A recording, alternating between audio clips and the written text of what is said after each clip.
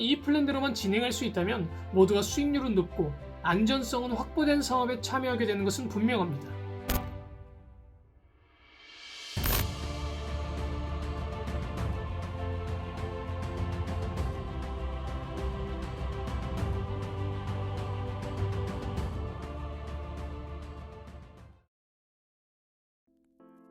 안녕하세요. 건축하는 청년입니다. 저번 시간에는 적은 돈으로도 건축에 참여할 수 있는 방법과 여러 현장에 자금을 분산시켜 투입시키는 것까지 이야기를 나눴습니다. 오늘은 분산시켜 투입한 자금이 각각의 현장에 어떤 식으로 투입되는지 구체적으로 살펴보겠습니다.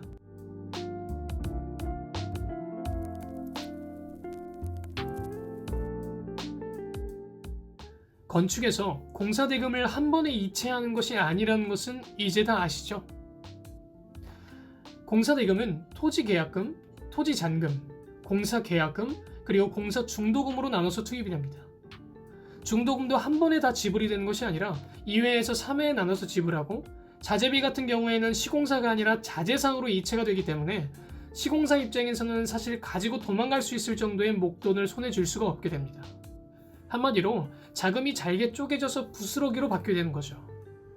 우리는 개인 시공업자가 아니라 검증된 종합건설사하고만 일을 할 건데, 그런 회사가 회사를 포기하면서까지 가지고 도망가기에는 돈의 크기가 너무 작습니다. 이런 식으로 나의 투자금을 공사 현장 세 곳에 분산해서 투자하면 어떻게 될까요? 시공사 입장에서는 중간에 먹튀를 하는 것보다 공사를 끝까지 완료해서 전체 공사 대금을 받는 것이 훨씬 더 이익인 상황이 만들어집니다. 즉, 나쁜 짓을 하는 것보다 성실하게 일을 마무리하는 게 훨씬 더 본인들에게 이익이므로 나쁜 사람도 나쁜 행동을 할 필요가 없어지게 됩니다. 이렇게 최악의 위험 요소들에 대해서 설명을 드리긴 했지만, 사실 이런 일들은 건축 초보나 경험이 많지 않은 개인 건축주들에게나 일어나는 일입니다. 예를 들어 내가 건축 초보인 것을 시공업자에게 들키잖아요? 그러면 그때부터 상대방이 나에게 어떤 트릭을 쓸지 모릅니다. 착하고 성실하게 일을 하려고 했던 사람도 내가 초보라는 것을 아는 순간 욕심이 생겨서 무슨 나쁜 짓을 할지 몰라요. 자재를 빼먹을지, 추가금을 더 붙여먹을지, 아니면 정말로 먹튀를 할지. 상대방을 골탕 먹일 수 있는 방법이 무궁무진하거든요. 부딪히면서 배우는 거지 뭐. 사람들이 이런 말 진짜 쉽게 하는데요. 건축업에서 부딪히면서 배우면 죽습니다. 사실 건축뿐 아니라 뭐든지 그렇지 않습니까? 자영업을 누가 부딪히면서 배웁니까?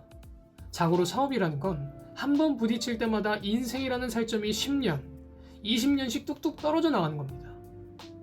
자, 이런 이유 때문에 어느 정도 자본이 있는 사람들끼리 모이면 시너지 효과를 기대할 수 있다. 매우 합리적인 시도인 것은 분명합니다. 정말 최상의 플랜입니다. 그러나 이렇게 시행되는 경우는 많지 않습니다. 왜 그럴까요? 자본을 결집시키는 것이 생각보다 매우 어렵기 때문입니다. 우선 분산되어 있는 본인 보유 자산을 모두 현금화시켜서 들고 있어야 됩니다. 그래야 좋은 땅이 나오면 바로 살 수 있으니까요. 그런데 좋은 땅이 언제 나올지는 아무도 모릅니다. 사업하는 사람 입장에서 현금을 들고 있는 것이 쉬운 결단은 아닙니다. 왜냐하면 돈이 놀고 있는 상태가 되기 때문이죠. 무엇보다 일종의 합자법인 형태로 같은 뜻을 가진 사람들을 모아야 하는데 이게 정말 힘듭니다. 사람들은 이런 형태의 사업에 익숙하지 않습니다. 일단 거부부터 하죠.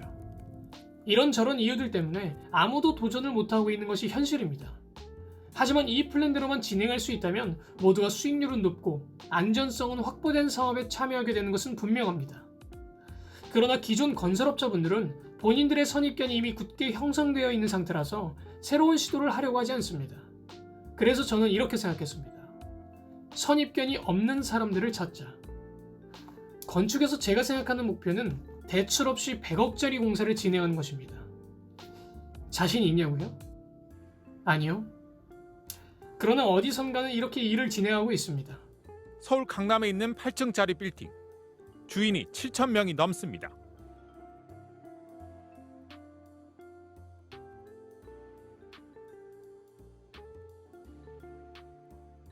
그 이하는 지금도 진행을 하고 있는데요.